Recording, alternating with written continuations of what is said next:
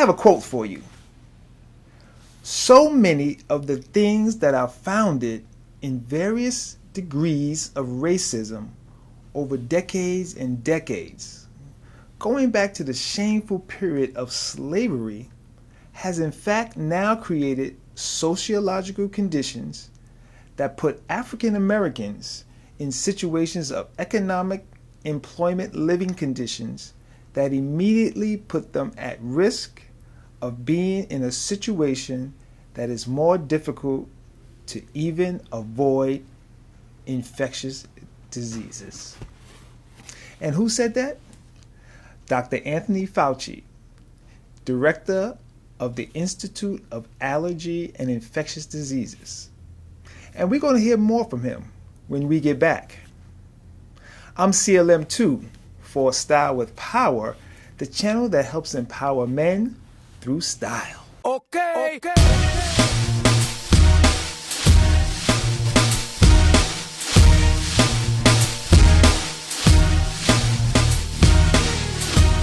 Hey, happy Monday, and we hope everybody out there is staying safe and protecting yourselves and others, and we hope all your loved ones and your family and your peers and your friends are safe and sound, staying quarantined at home.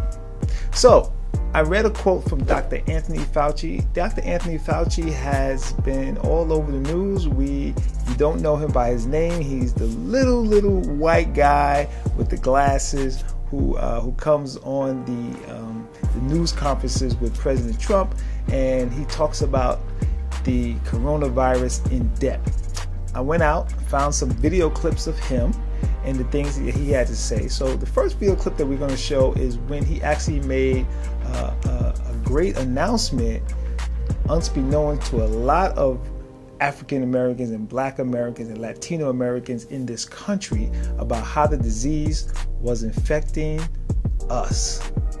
Let's take a look. We have a particularly difficult problem of an exacerbation of a health disparity. We've known literally forever that diseases like diabetes, hypertension, obesity, and asthma are disproportionately afflicting the minority populations, particularly the African Americans. Unfortunately, when you look at the predisposing conditions that lead to a bad outcome with coronavirus, the things that get people into ICUs, that require intubation and often lead to death, they are just those very comorbidities that are unfortunately disproportionately prevalent in the African American population. So we're very concerned about that. It's very sad.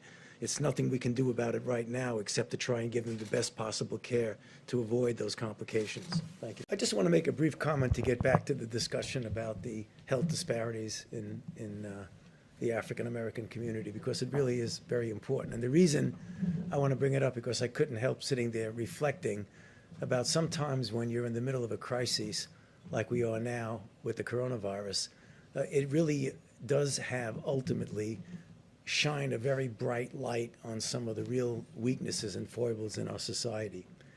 And as some of you know, the greater proportion of my professional career has been defined by HIV/AIDS.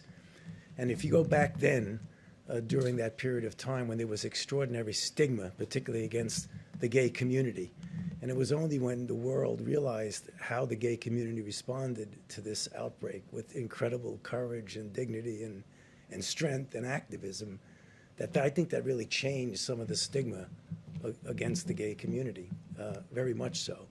I see a similarity here because health disparities have always existed for the African American community.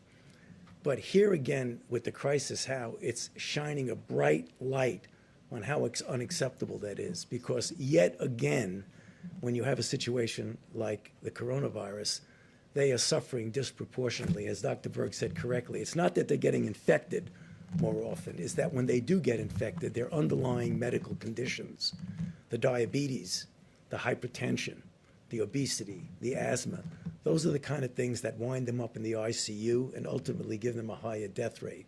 So when all this is over, and as we've said, it will end, we will get over coronavirus, but there will still be health disparities, which we really do need to address in the African American community.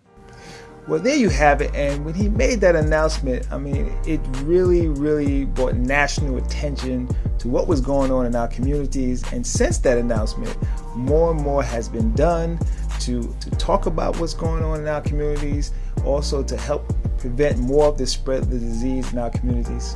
So let's look at some other clips of him being interviewed by Black America and how he's talking to us and giving us the information directly through our own people.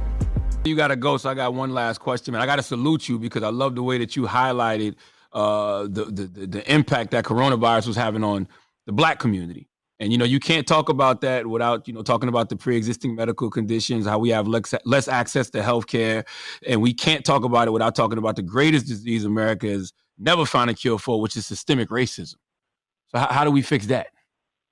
Well, that's really important. I mean, that's the thing that the reason I highlighted the issue with the African-American community, minorities in general, but predominantly the African-American community, is that so many of the things that are founded in varying degrees of racism over decades and decades, going back to the shameful area of slavery, has in fact now created sociological conditions that put African Americans in situations of economic, employment, living conditions that immediately put them at risk of being in a situation where it's more difficult for them to even avoid infection.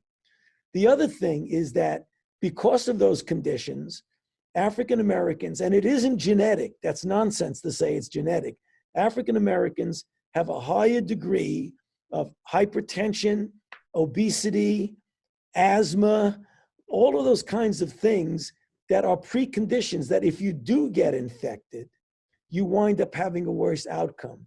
So we've got to do something now to put resources where the vulnerable people are. And in fact, African Americans are more vulnerable to this at several levels.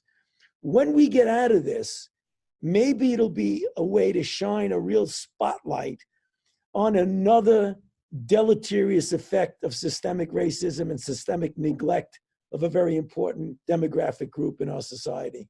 Hopefully people will take a look again and say, yet again, we're having difficulties that are disproportionately impacting a certain group of people through no fault of their own. So maybe there'll be some, if you want to call it a silver lining, but something good to come of this, to show even in a disease like COVID, you wind up getting the short end of the stick. There's been a predominance in the African American community. Is there a comprehension as to why that is? It's just one of the failings of our society is that African Americans have a disproportionate prevalence and incidence of the very comorbid conditions that puts you at high risk. Can the tooth fairy still come if I lose my tooth because of the coronavirus? And can she catch the virus? I gotta tell you, Ava, I don't think you need to worry about the tooth fairy. In a new episode out this week, getting kids involved to ask those hard-hitting questions. Even though we need to stay home a lot, can we still go out for a walk? Yes, you can go out for a walk. You need to stay 6 feet away from anyone else. Adding a touch of humor and levity during a tough time, leaving all of us with so many questions about when it will end. Is this ever going to end? Or is this something we're going to have to be doing for a good portion of our lives? When we have a vaccine and we have enough baseline immunity, this is something you're not going to have to worry about for the rest of your life. Well, there you have it, Dr. Fauci, giving us all the information that we need and some of his perspectives and knowledge about how we can reopen the country and that we don't want to rush into anything. So I want all of you out there to be careful and to make sure that you stay safe and don't just listen to everything that you hear on the internet, everything that you hear on the news, everything that you read in papers and magazines. Be very, very careful on what you take as gospel. One thing that I know and one thing that many people know is that individuals like Dr. Fauci, who who actually has worked for 6 presidents. He's advised 6 presidents on infectious diseases over the years, is an expert in this field, and I would rather us, listen to him and take what he says more as a way of fighting this virus than to just listen to anyone who don't have the credentials or who hasn't been involved with these type of infectious diseases over the years.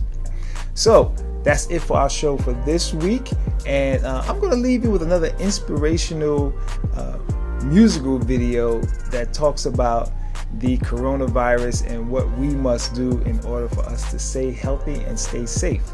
And I will see you next week. Yo, what's up, y'all? This is Doug E. Fresh coming at you with a message.